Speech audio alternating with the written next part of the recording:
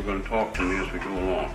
They couldn't go any further because CIA Director Richard Helms destroyed all the CIA's MK-Ultra documents, and they had to rely on coached witnesses. So they were never able to dig even deeper. What they got was bad enough.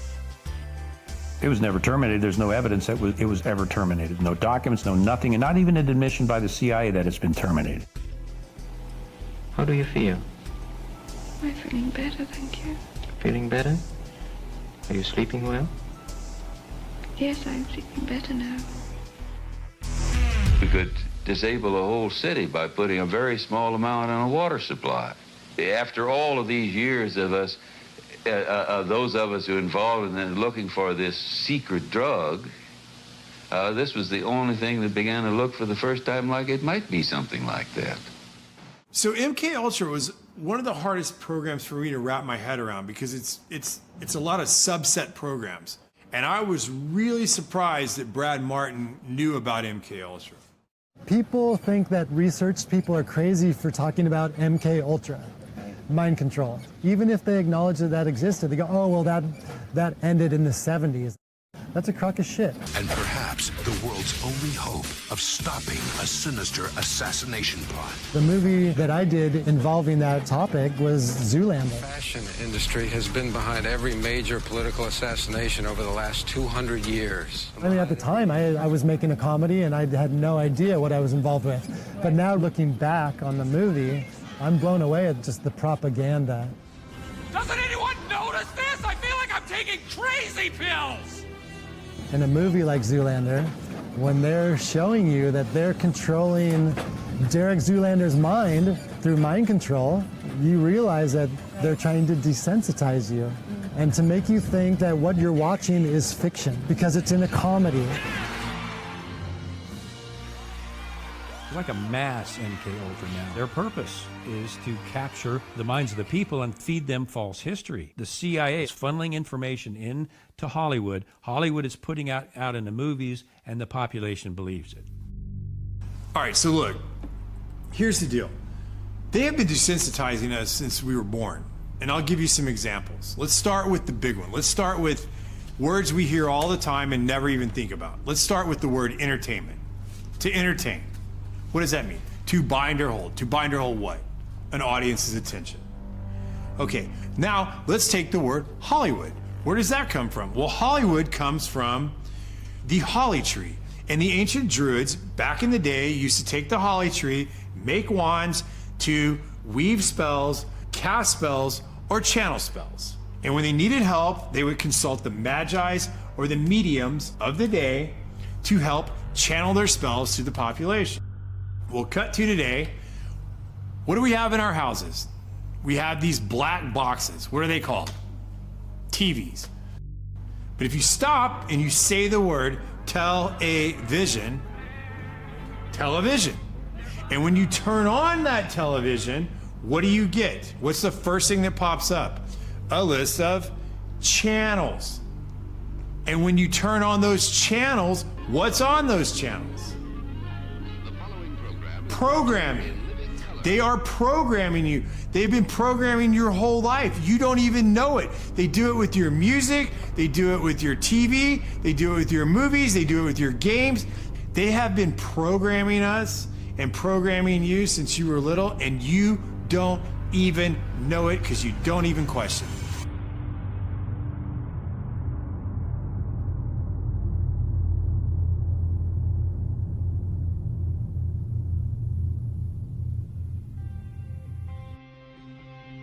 Starting in 1900, we entered a previously unimaginable time of modern technology.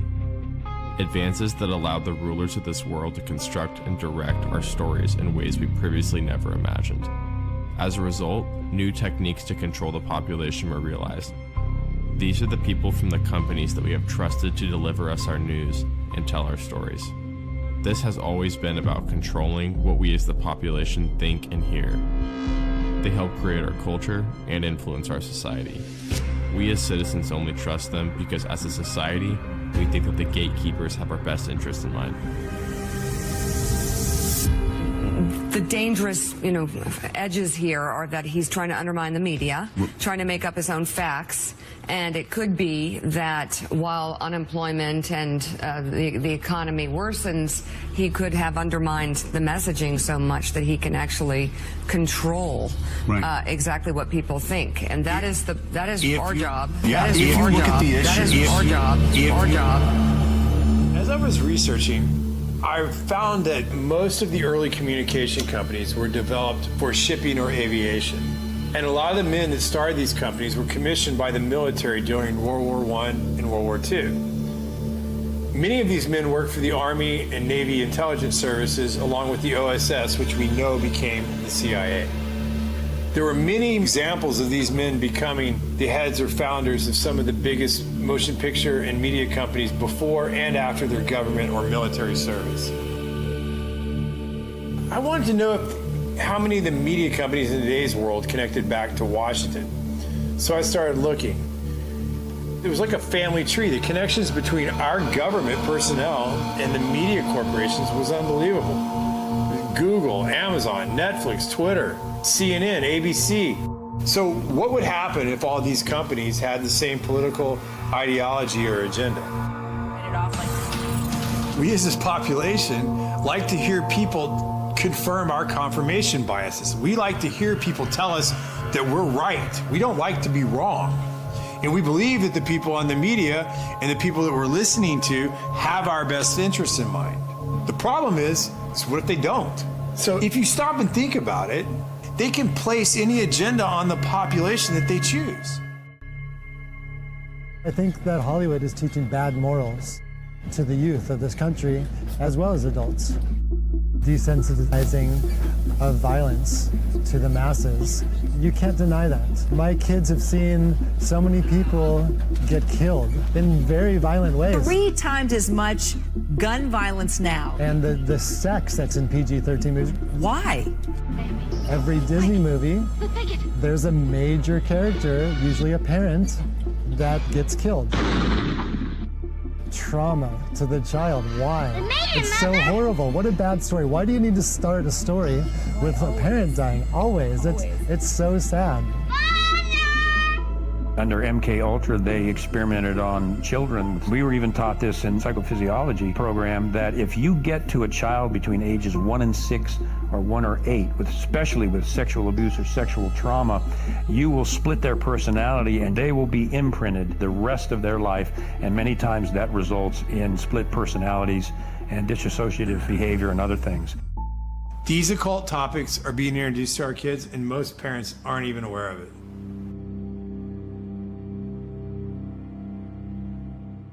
So the biggest surge with this occult type material took place in the late 60s and the early 70s with movies like The Exorcist, Amityville Horror, The Texas Chainsaw Massacre, Halloween, and Roman Polanski's Rosemary's Baby. And coincidentally, this same time period, it parallels the rise of the Church of Satan in Los Angeles, and it was founded by a guy named Anton LaVey.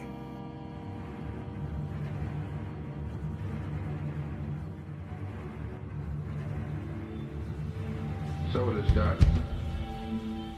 When I was a police officer, we had cases of satanic cults right in Arlington, Virginia. Those have been around for decades. They're in the high schools, they're in the colleges, they're in the government, and they're in Hollywood.